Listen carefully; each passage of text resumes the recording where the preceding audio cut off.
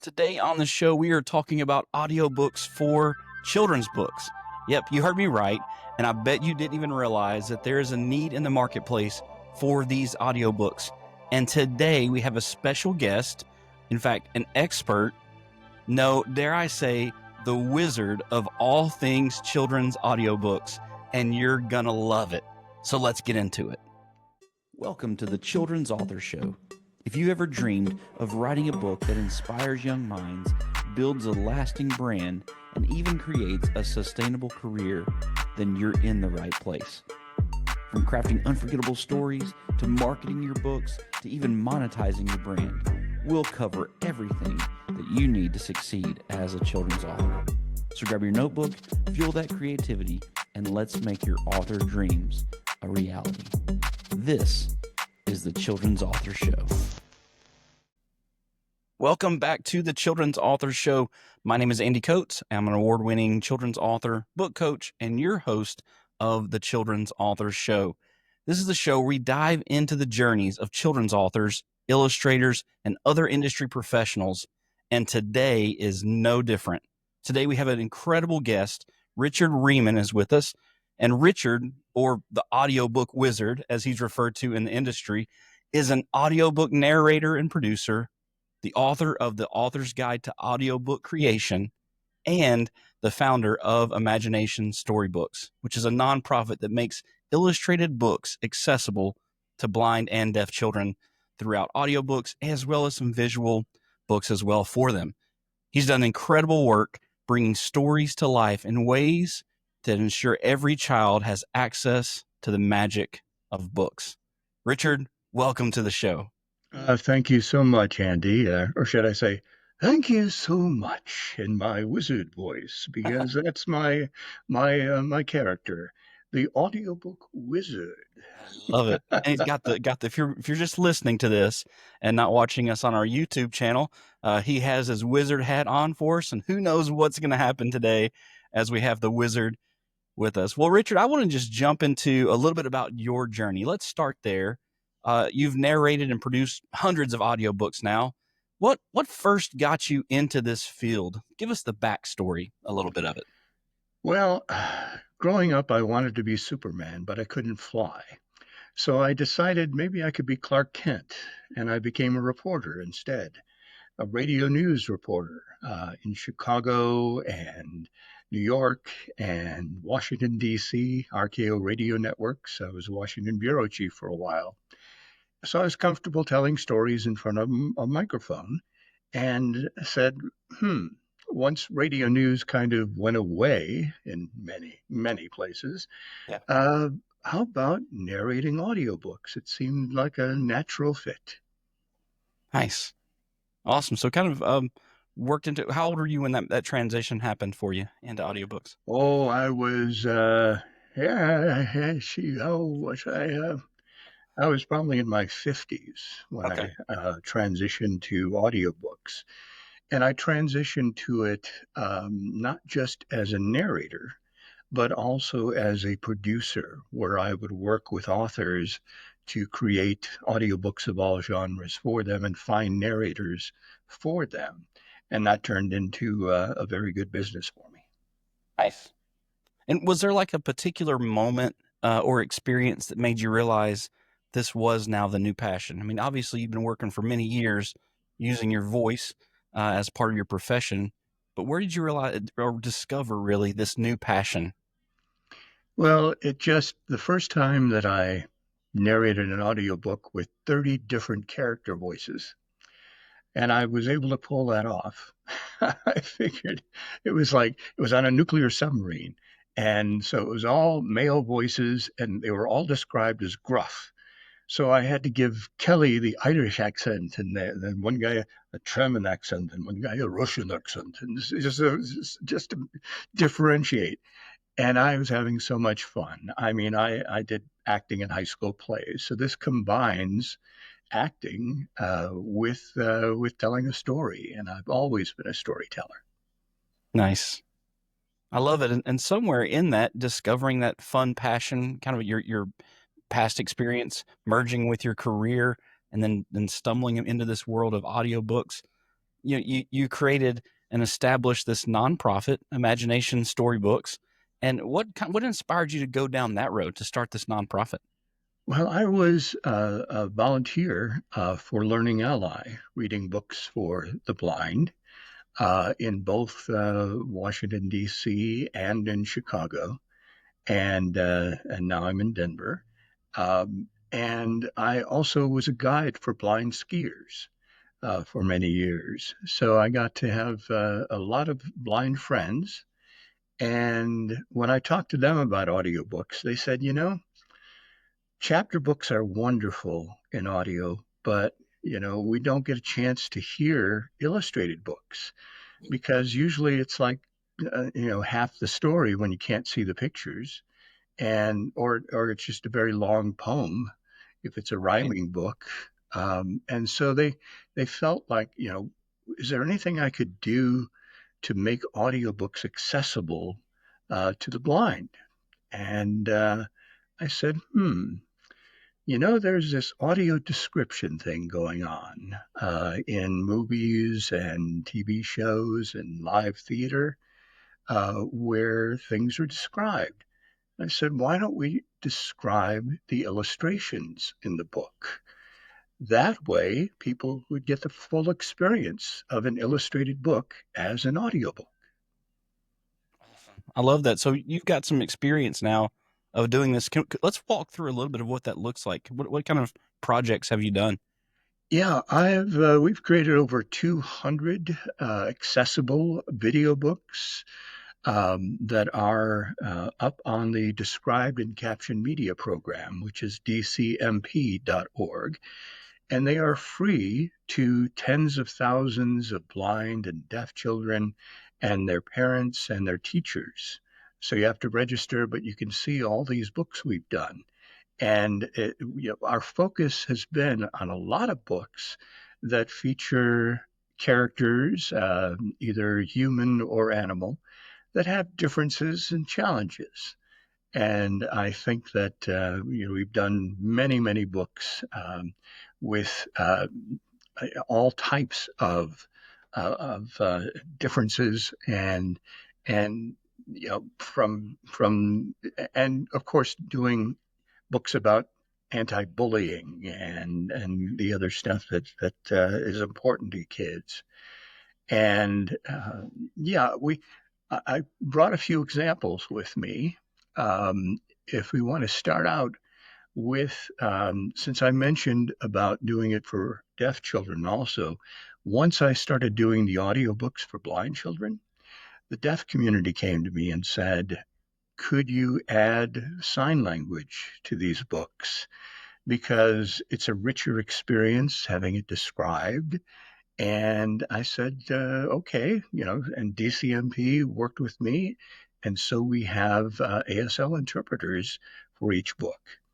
And this first sample that we're going to show is from the book I've written, The Day the Clouds Went Away, about a blind princess and her guide owl, Iris, and a fumbling wizard named Fumbledore, who, of course, is no resemblance.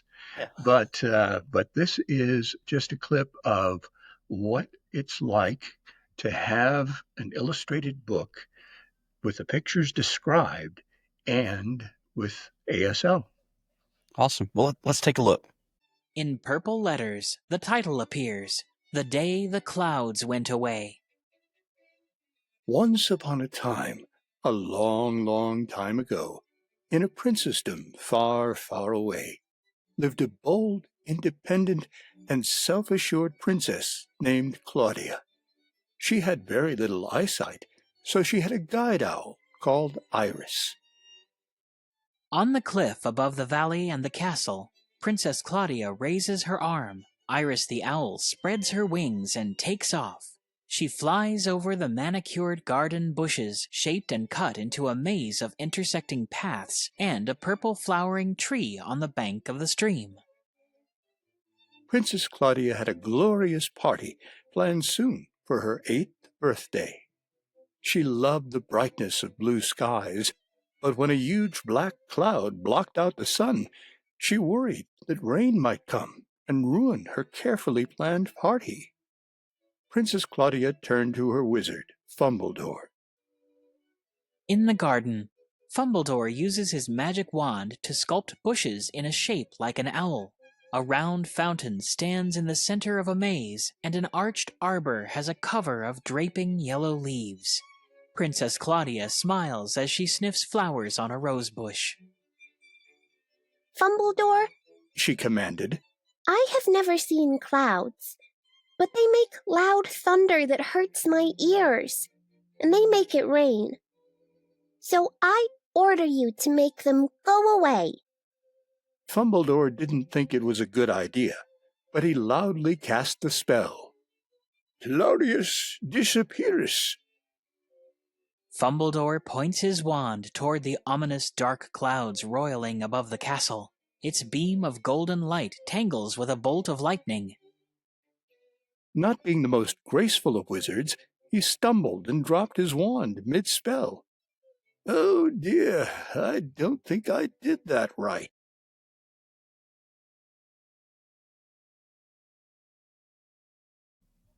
Man, that is awesome. There's so much happening in that clip there you just showed us. Walk us through kind of from the production side a little about what's going on in the video. Right. I mean, we have professional audio description writers who write for Netflix and HBO and all the different programs that are out there. And they love taking these illustrations and using, their talents as describers to, bring a different kind of experience. We're taking an illustrated book to another level. And then, with the person who did the audio description, Tristan Snyder, has been blind since birth because we hire a lot of voice actors who are visually impaired or blind, and we try to give them a lot of work. The Claudia voice is my daughter, Erin Rieman, who's also a professional narrator. Nice. And we have a video editor, audio editor, putting all these things together, adding captions also, because that helps when we show them as an option to show the captions with it too. And it's, the challenge has been to get the money to pay for this because we want to pay our voice actors and our audio description writers. So what I came up with is a way of doing an audiobook version with the audio description of the pictures that authors can then sell on Audible. And I work with Dreamscape, and they put it on 50 other audiobook websites, including library catalogs and schools. And so we're able to reach a very wide audience and have a different version for the authors of these illustrated books.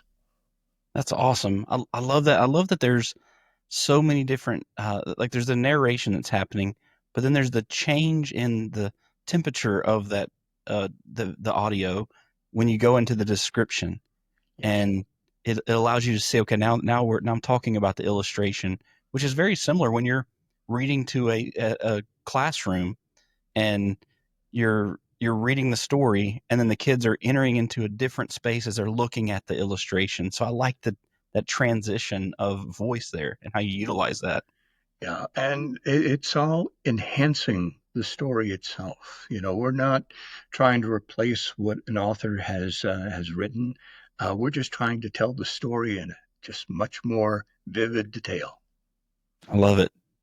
Yeah, I think for me, just thinking about this, even just from an author standpoint, that's a very powerful tool to be adding into their bucket. I don't want to get ahead of ourselves. I want to talk about that some here in a second, but let's talk about the other clip you have for us here. What's this next one? Yes, the next clip is basically from Alexander the Avoider. It's a book about a child with sensory processing disorder. And this is the pure audio version. So this will show you how it works just as audio. Of course, I have the picture of the cover there for us for the video, but listen to it as an audio experience. Alexander the Avoider. Alexander was a little boy with a big spirit and an even bigger heart. He loved his mommy, daddy, and sisters very much, and he made sure to tell them all the time. Alexander lays on his daddy's back on a couch and hugs him around the neck. Alexander especially loved giving hugs and kisses, but not always receiving them. Sometimes he would get really anxious and push people away, even his mommy and daddy. On the floor, on his knees, his daddy reaches out to Alexander, who motions him away. But he never meant to hurt their feelings. So that is the pure audio experience. And we try to use male and female narrators to differentiate the description from the text of the book, the story.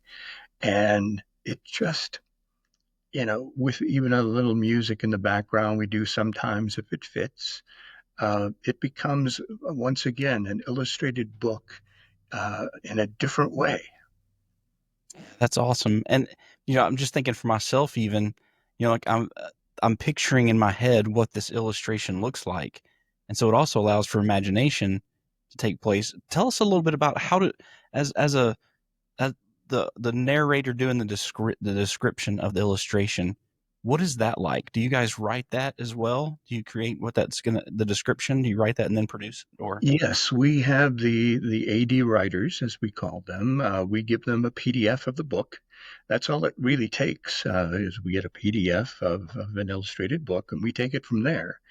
And the audio description writers, the AD writers, will write the descriptions for each of the pictures. And then we'll have someone record the narration, someone record the audio description, and edit it all together. And then we send it off to dcmp.org to add the video elements and also the sign language. awesome.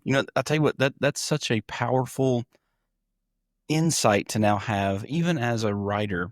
So to our audience who's listening, that, I tell a lot of authors, you need to, and especially in a picture book, you need to condense what you're saying and let the illustration do a lot of the talking.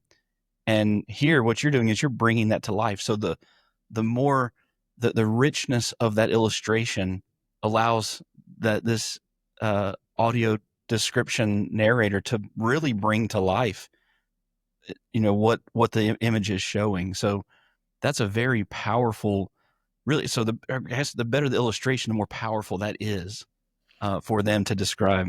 Yes, and we are careful to have narrators who don't talk down to children.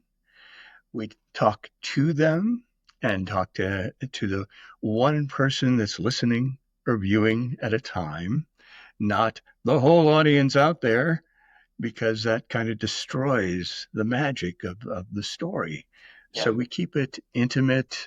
We know most people are listening on their phones or in headphones, and we want to make sure that it's an excellent listening experience, as well as telling wonderful stories. Now, do you have like certain rules you follow in this? Like for those, when you're describing an illustration, like in writing, we kind of follow a show don't tell rule. But are there certain rules you follow when it comes to narrating and describing? Yes. With audio description, we have to be particularly careful to keep it at a level that a 6 to 8 year old typically will understand. So just word things that way. And also to make sure we are not saying on the upper left, on the lower right, to make references that break you out of the actual story itself. Yeah. I imagine even in the one we watched a few minutes ago, I'm looking at the illustration, but to someone who can't see the illustration, describing where things are positioned doesn't help. So it's capturing the whole image. And so when we listen that second time, like, they gave us instruction on where things were without telling us where they are on a page, but instead where they are in a scene. Exactly. It's describing, the scene just like you'd be describing a play that was going on. Yeah.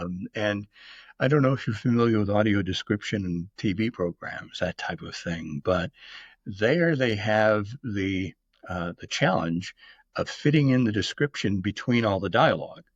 So they have to be very quick and brief to fit it in. And what we have the luxury of is time. We can take the time to richly describe these pictures, and that makes a difference too. How do you handle, like, describing expressions or emotions and things like that? What do you do in that situation? Well, it's interesting you bring that up, because we don't say she looks sad. We say she's frowning. We don't assume what emotion, she doesn't look happy, she's smiling. So there's a difference, a subtle difference, but still, we are not interpreting the pictures, we are just describing them. Oh, I love that. And that also allows for the text and the imagination to come together for the child who, if I'm looking at an illustration, I have the benefit of making that determination. And so by you not forcing that onto the kid, you're allowing their imagination to do the same thing mine would do when I'm visually seeing it. So you truly are a wizard at this. Well, Tell us about the third book here. What's the next one you have here? Yeah, the final sample I have is from the original Winnie the Pooh from the 1900s. We decided to do, when it went into the public domain, an accessible version of it in both video and audiobook format. And it's actually the #1 selling audiobook version of the original Winnie the Pooh. Wow. So we're very, very happy that that has been extremely successful. And, it doesn't have a lot of pictures, so we have to do something a little different for the video for these kinds of longer stories with fewer pictures. So this is the accessible Winnie the Pooh.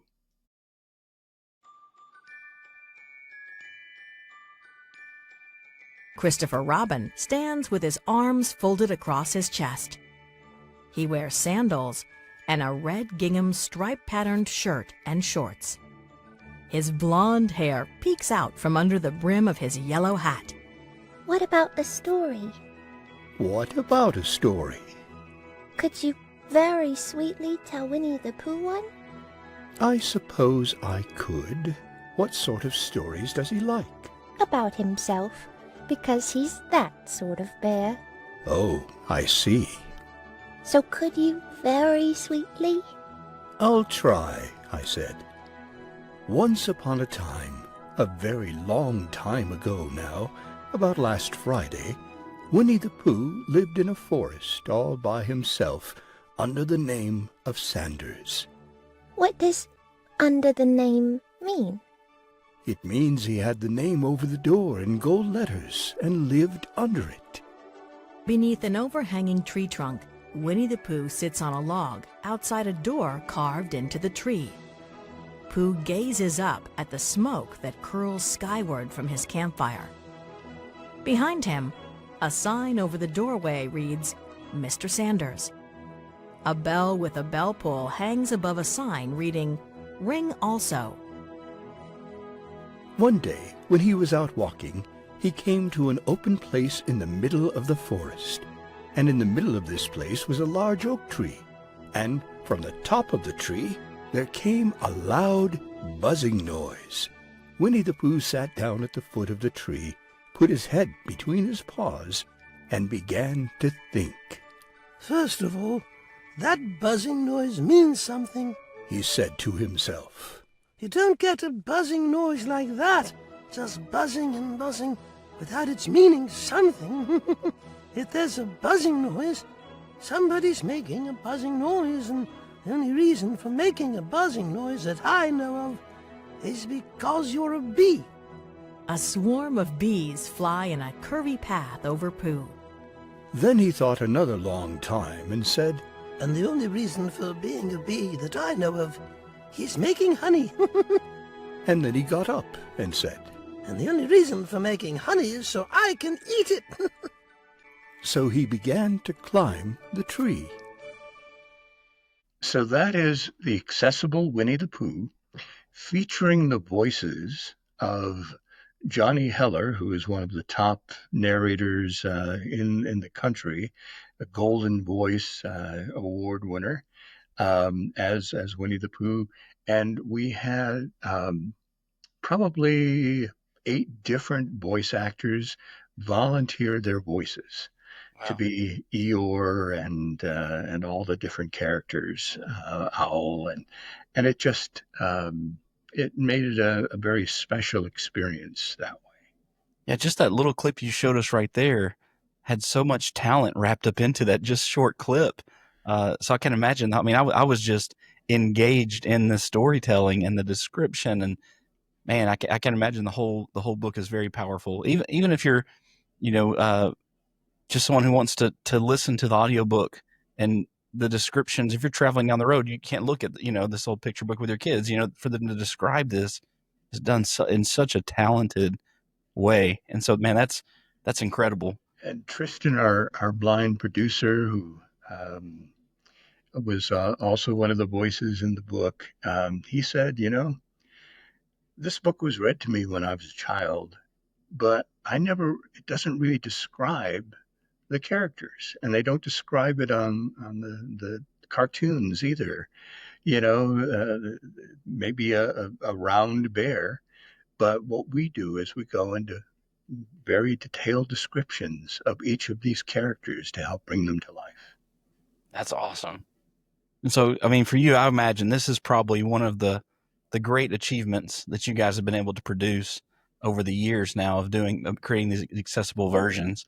Absolutely. And, because it is one of the best-selling books on Audible, audiobooks, it proves our concept that there is an audience for this. And we are trying to work with publishers, the scholastics of the world, to please do this. Do an accessible audiobook version of your illustrated books. Bring them an entirely new audience, not just blind kids, because as you can tell, all children can now enjoy these books. And it even, we found out that children with mental challenges also find it easier to watch the videos because we show one picture at a time and describe it, and then tell the story, and another picture and describe it. So it's much easier for them to follow. So that's another audience we're reaching. I love that. Now, you've recently, I was reading on your website, you've recently now done the Wonderful Wizard of Oz as well. Is that correct? That's currently in production. The original Frank Oz book, The Wonderful Wizard of Oz. And we have decided to do it with an all-blind and low-vision cast of voice actors. Everyone who is in the audiobook version happens to be partially sighted or blind. Our Dorothy is Aria Mia Loberti, the actress who starred in All the Light We Cannot See, the Netflix series that came on recently from the best-selling book. She is our Dorothy. Our Scarecrow is Bruce Horak, who played the blind alien on the newest Star Trek TV show. And we have several Broadway actors who have visual issues, who are also some of the other characters. So everyone in the book, including myself as a narrator, I haven't mentioned, I have glaucoma. So I'm losing my eyesight gradually, as it turns out. But I didn't know this when I started this this nonprofit, Imagination Storybooks.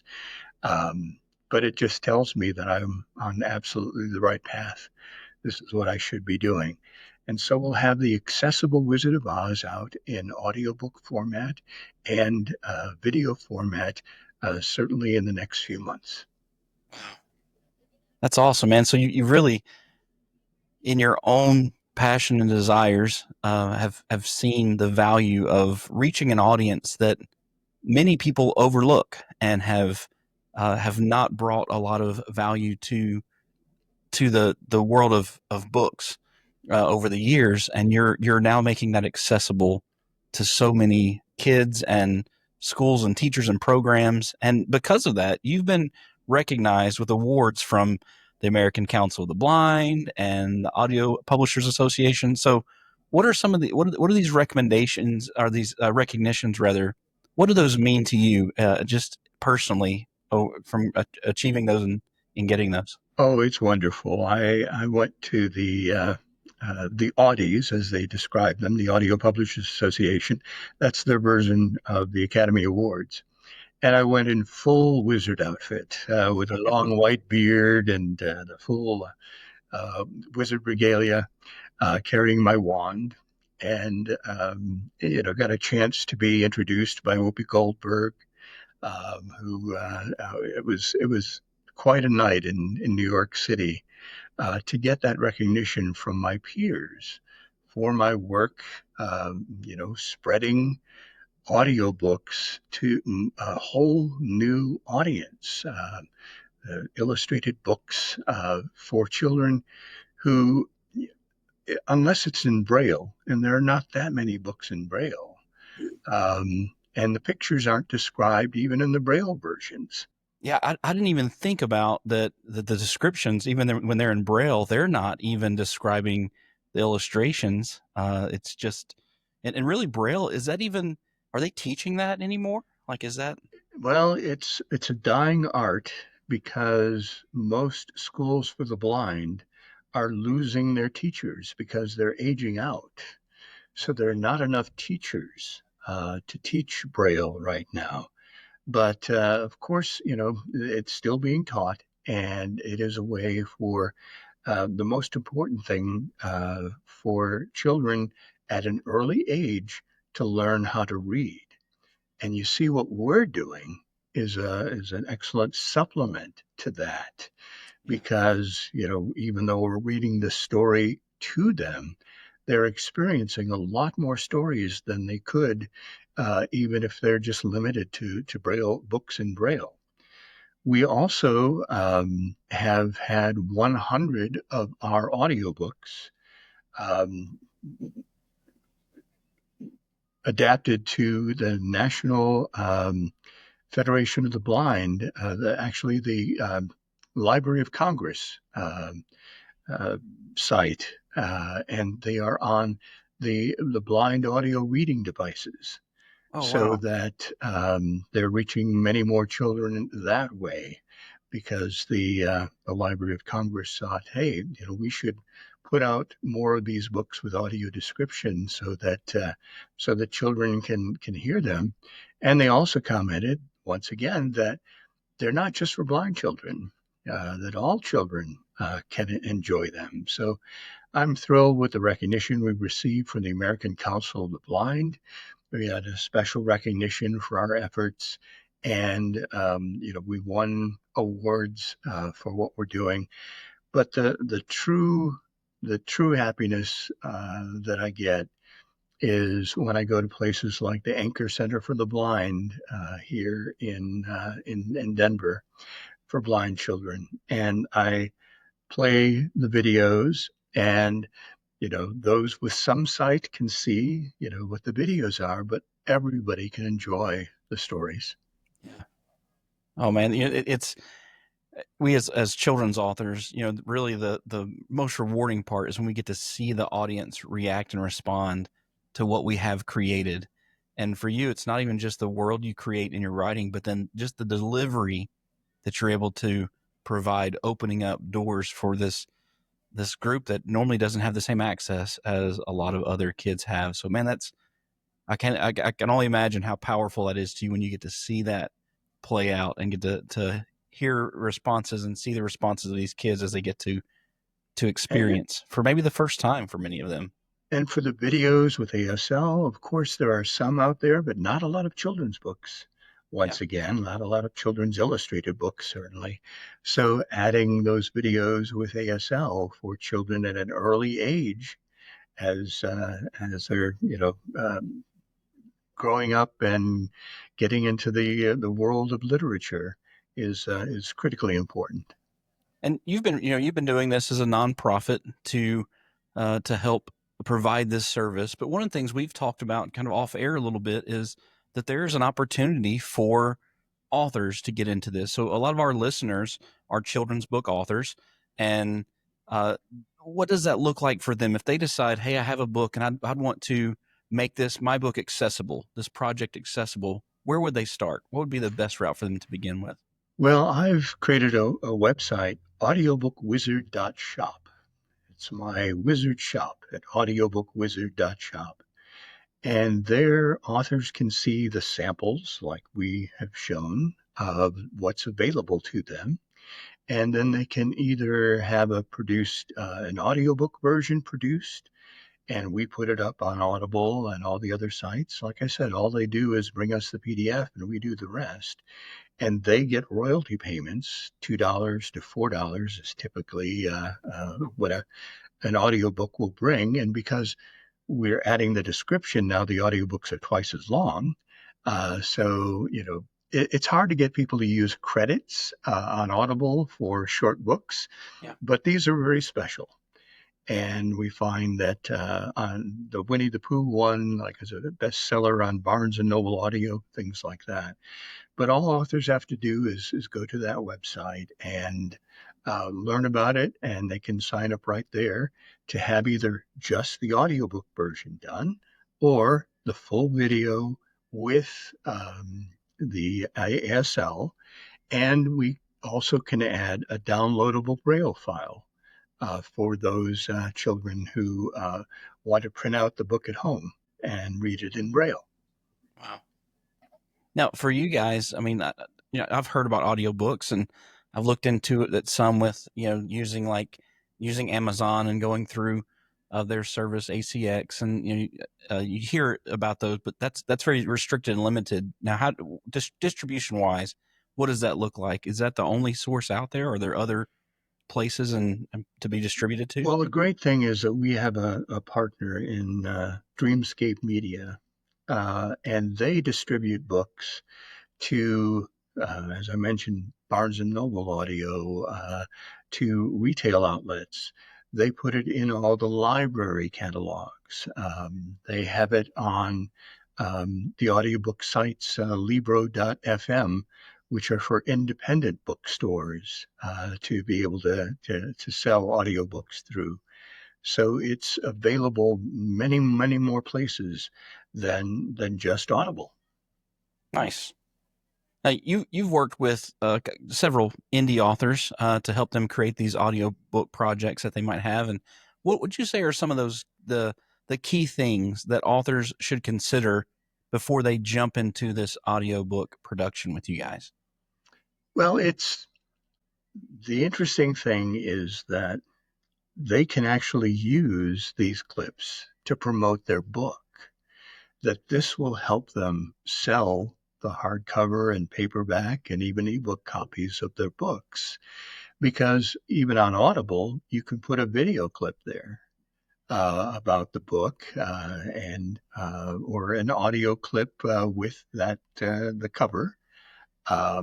And, this differentiates you as an author from, the typical illustrated book author might have, a video promotion, a trailer, but not something like this. This really makes an illustrated book author stand out. I love that. One of the things we focus on the show is to help authors when they're developing and building their brand.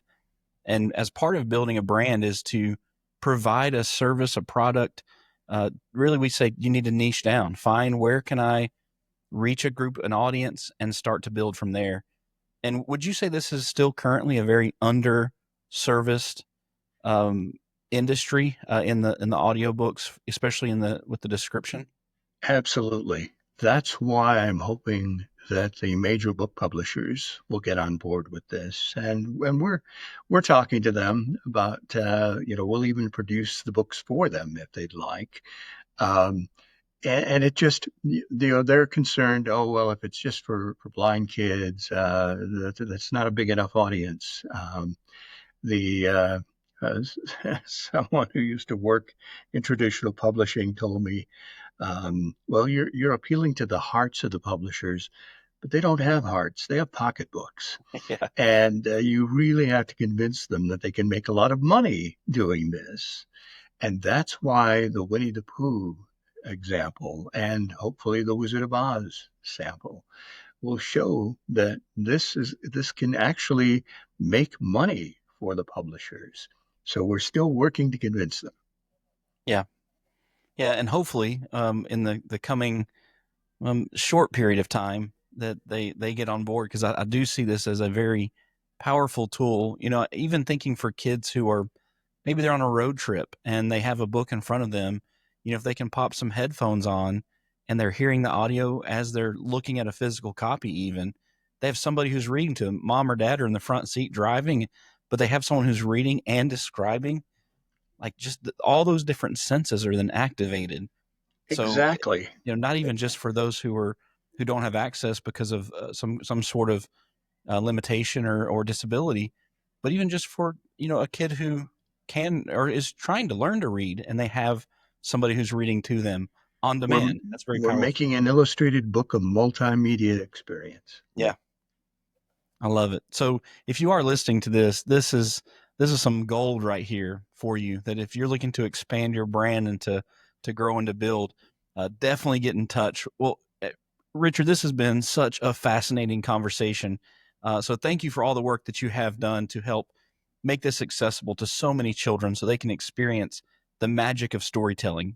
That's why we're in this, is we want to bring those worlds to life for these kids. And you're doing that in such a remarkable, multiple experiential way. And so before we go, how can our listeners best connect with you? What's the best way for them to connect and learn about the projects and works you got going on? Well, I'd be happy to receive emails. Richard at theaudiobookwizard.com is my main address, theaudiobookwizard.com. And then audiobookwizard.shopify is my website where authors can go to see about doing their own books. And then dcmp.org, which stands for the Described and Captioned Media Program, is where you can find those hundreds of children's illustrated book videos. You have to register for it, but it's a wonderful resource. Is that a free resource, or is It that is. something? Okay. Awesome. Well, that's even great. I'll tell you what we're gonna do. We're gonna drop all those links in the show notes. So if you are listening and you're like, I couldn't write all that down, that's all right. Check out the show notes. All that will be in there for you. And Richard, thank you so much for being here today and sharing your journey with us. Oh, thank you, Andy, for having me on. I appreciate it very much. Awesome. All right, folks. Well, if today has been inspiring to you, please make sure you do us a favor, like, share, and subscribe. And if you are listening to the podcast on whatever platform you listen to, please leave us a review. It really does help us out. And if you are watching on YouTube, drop us a comment below about whether you enjoyed my bald head or this beautiful wizard hat that Richard's been wearing during our episode. And hey, look, if you want to connect with Richard, I can only imagine. I haven't asked you this, Richard, but before I even wrap this up, do you do school visits? Is that something that you do? I do, in full Audiobook Wizard costume. I mostly in the Denver area, but I do virtual visits too. And that is through bookandauthor.com, actually. We can give you that link also, so that if someone wants to book me for an appearance, and of course, tell my book the story and describe the pictures. And if they have video capability, we show them, a full book with the audio description and with the sign language. Awesome. Yeah. So if you're looking to bring an author in, Richard would be a great person for you to bring in, just the inspiration that could bring to your school. Or if you're a parent, say, hey, take this to your librarian at the school and say, hey, we need to get Richard in, whether that if you're in the Denver area and you want to get him physically in, or if you want to fly him out to wherever you might be, Richard might be open to that as well. And I want to encourage you, if you are looking to build your platform and your brand, do me a favor, check out it's my best-selling resource, the Children's Author Toolbox. It's packed with a bunch of practical tips to help you navigate just your writing, publishing, and marketing processes that you have when it comes to developing your author brand. You can find that on Amazon. It'll be down at the bottom of our show notes below all of Richard's contact information. It'll be down there as well. Well, thank you for tuning in today. Remember, keep dreaming, keep writing, keep growing, and keep bringing these stories to life. Now, hopefully in an audiobook format for all these young readers. No matter what the limitation might be, let's help bring these stories to life. Thanks for listening today to the Children's Author Show. We'll see you next time.